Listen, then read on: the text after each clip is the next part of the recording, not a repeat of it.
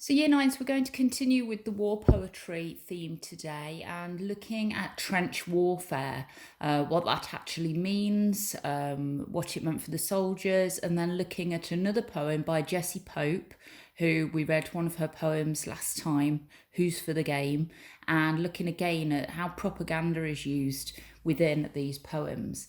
So let's just have a look at some of the facts about trench warfare then. So daily life was monotonous. Monotonous means repetitive, boring, same thing over and over again, and often very dull.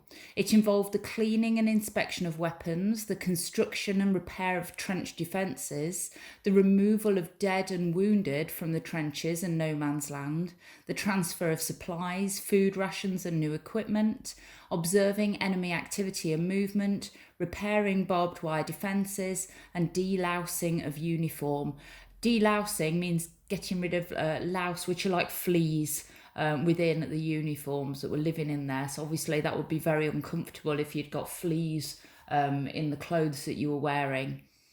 Conditions in the trenches were shocking. Soldiers had to live there in all weathers. In winter, trenches flooded. So the trenches were just like big ditches with sort of dugout bits where they could sleep. So they flooded and sometimes froze. As a result of wet conditions and poor hygiene, some soldiers suffered from trench foot. Now we'll look at some pictures of trench foot in a couple of minutes, but if you think about if you've ever been in a swimming pool or a bath for a really, really long time, your skin starts going a bit wrinkly on your fingers and your feet. Well, imagine you were wearing wet socks and wet boots for hours upon hours, sometimes days upon days, then imagine what that's going to do to the skin on your feet. It actually starts rotting, falling off, and that's what trench foot is. Frontline soldiers could be expected to advance across no man's land towards the enemy frontline trenches in the face of shelling, machine gun fire, and barbed wire defences. Thousands of casualties could be expected in such a push or attack. So basically, the soldiers are having to walk towards open fire, machine guns shooting at them, and they've just got to go for it and hope they would be lucky and get all the way across. Soldiers had to live with the constant danger of enemy shelling. So the shelling is like bombs and snipers. The sound of artillery bombardments, which sometimes resulted in soldiers suffering from a breakdown known as shell shock, the death or injury of close friends, the dangers of poison gas attacks, rats and lice, the boring diet of tea, biscuits, and tinned beef. Okay, we think we're suffering a bit in lockdown, don't we? Compared to what the soldiers have, we're living in absolute luxury at the moment. Soldiers suffered enormous casualties due to the deadly effects of modern artillery, grenades, mines, and machine guns. Attempts that were made to end the deadlock of trench warfare included the introduction of poison gas attacks and the tank. The gas could be effective if the wind blew in the right direction and the enemy was taken by surprise. The British were the first to introduce the tank, which could be effective if the ground was firm enough and there were sufficient troops to hold the enemy territory captured by using tanks to lead the troops across no man's land. Okay, so it mentions there about the poison gas attacks. So that is exactly what it is. They would the enemy would release a poison gas that if you breathe it in, you would choke on it and die, basically. And we'll look at the gas attacks in a lot more detail in a few lessons' time when we read one of the poems that describes in quite harrowing detail what it was like to be involved in a gas attack.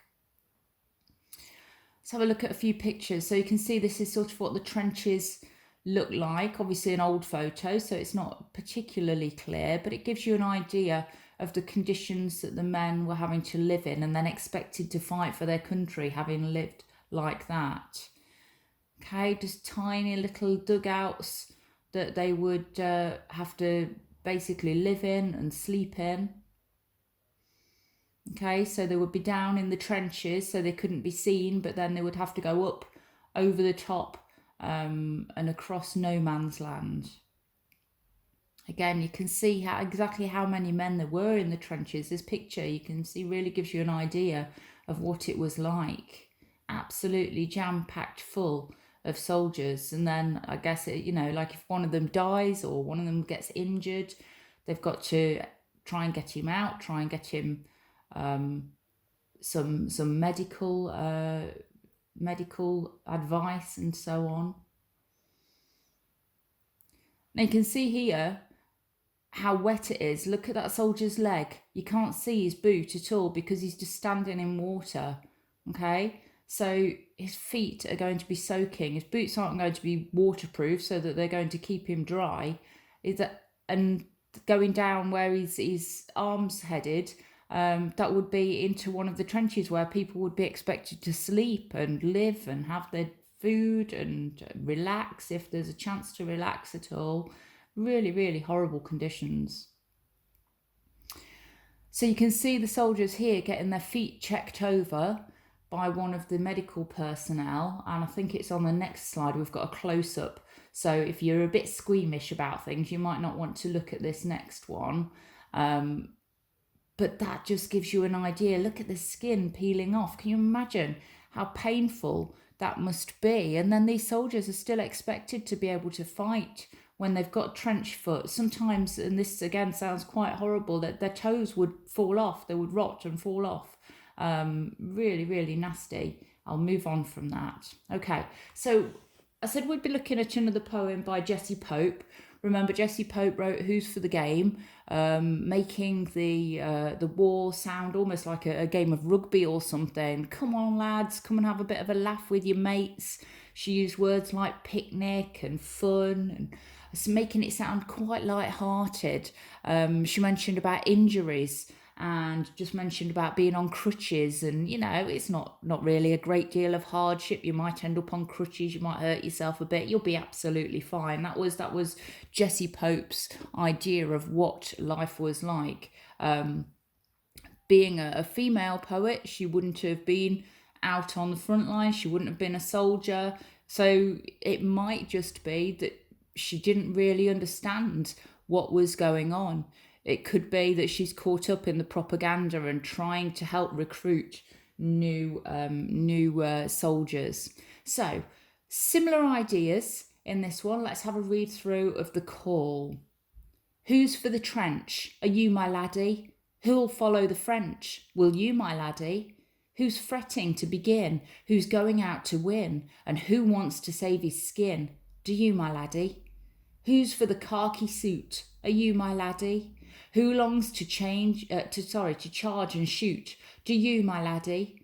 Who's keen on getting fit? Who means to show his grit? And who'd rather wait a bit? Would you, my laddie? Who'll earn the empire's thanks? Will you, my laddie? Who'll swell the victor's ranks? Will you, my laddie?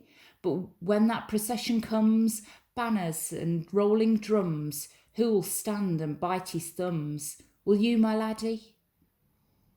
Okay, so again, really trying to recruit new soldiers. We've got that repetition of will you, my laddie, or do you, my laddie, would you, my laddie, right through. So it's almost like, are you going to do it? Come on, join up, you ought to. That sort of subtle persuasion through repetition right through.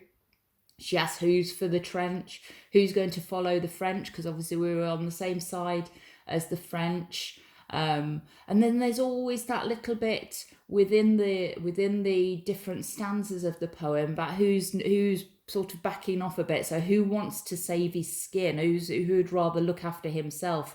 The second last line of the second stanza, who would rather wait a bit?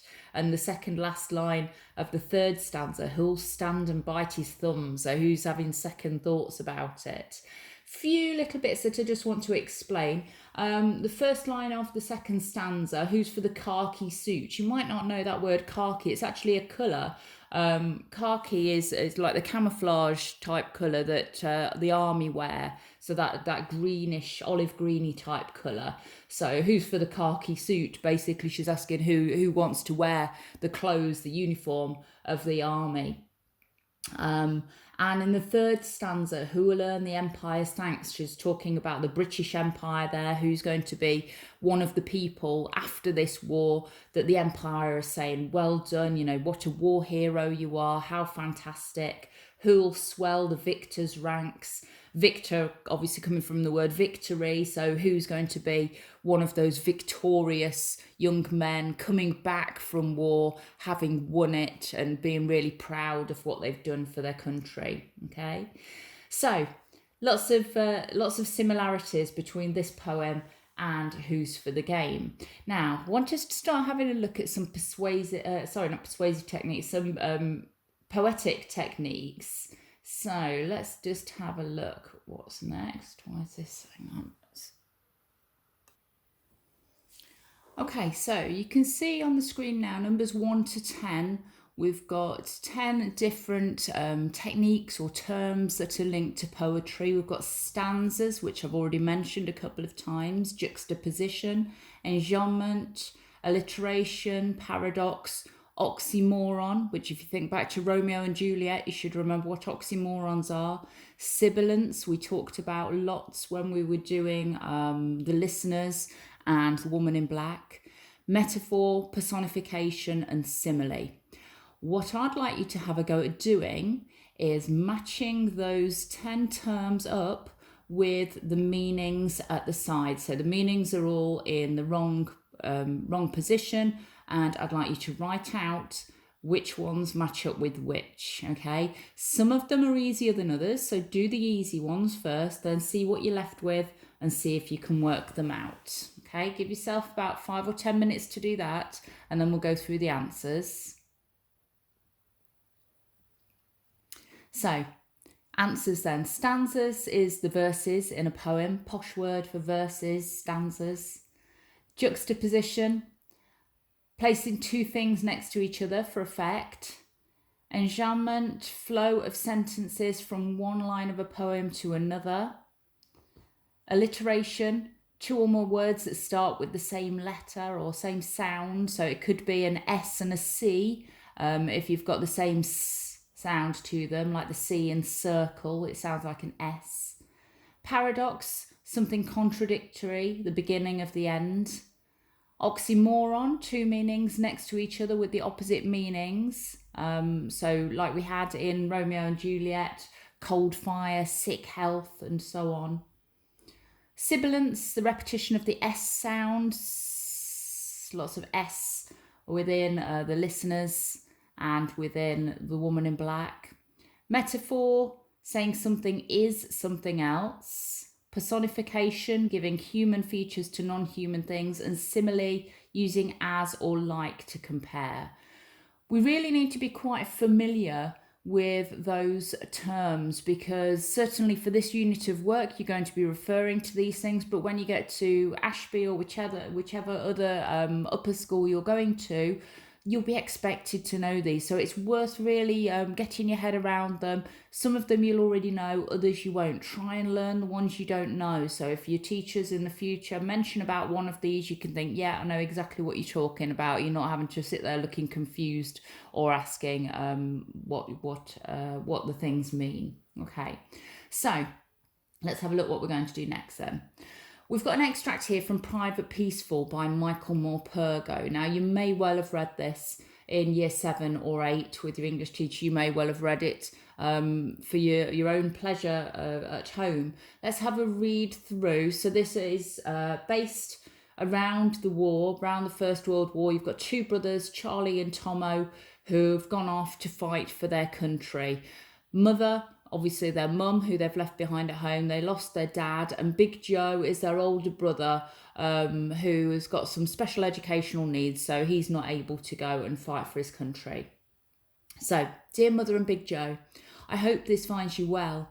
I want to tell you that I miss you both terribly, and Molly too. I hope her and the baby are doing well. I long to be home. I can't stand this place much longer. I dream of being warm and dry and above all safe. Charlie looks after me though, and I feel better knowing he's here with me. If people back home knew what it was like here, they wouldn't be so quick to join up or wave us off. The trenches are appalling. We live side by side with rats and with the rats, and lice crawl all over our bodies all day. The whiz-bangs fly over our heads almost constantly, and every time I hear one, I think my days are numbered. I just want this blasted war to be over so that we can be together again as a family in peace. It feels like that day will never come. Apart from the rats, lice, and a few nutter lieutenants, it isn't all bad. There are times when the shelling stops and the rain dries up, and we can have a laugh and a cup of hot tea. It's times like that I forget this insane war and realise the comradeship and courage that I am only a very small part of. Anyway, I must be off. There's still drilling to be done. Give my love to everyone. I'll be back before you know it. All my love, Tomo. So as I said, Tomo, if you're not familiar with the story, has gone out to fight for his country. So he's a soldier. He mentions about the trenches being appalling, and is, just really wanting for this all to be over so that he can get home and be with his family again. So what I'd like you to have a go at doing is, from what we've learned about the trenches today, and certainly the pictures that we looked at the beginning of the lesson, imagine you're a soldier in the trenches. Write a letter to your parents, girlfriend or wife describing your experiences in the trenches. So you've really need to get yourselves thinking about what life would be like for the soldiers here. Try and describe exactly what's going on, how they're feeling, what they're experiencing. And you should spend probably a good 15-20 minutes having a go at this, okay? As always, I'd love to see what you've written. That would be fantastic. So if you can email it to me or put it on folder, that would be great. Okay, well done. Off you go.